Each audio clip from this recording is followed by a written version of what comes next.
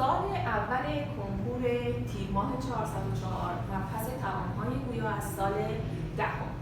با هیچ نوع فرمولدان استفاده کنیم 2 به توان 8 با فرجه 12 ضرب در 162 81 با فرجه 4 ضرب در 2 با فرجه 4 ضرب در رادیکال 4 برابر با 2 ضرب در 2 یا فرجه 12 2 به توان 8 دوازدهم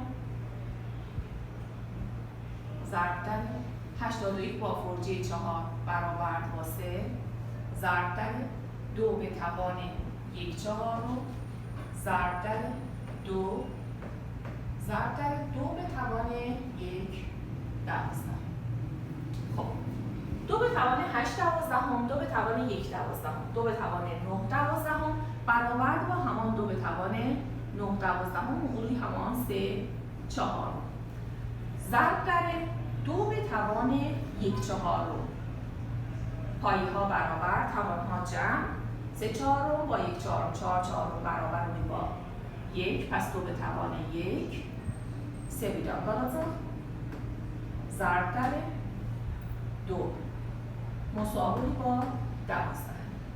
خب سوال آخر مثلا شد چند برابر رادیکال 6 هست.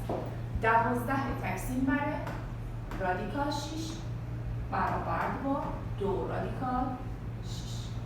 جواب گزینه 3.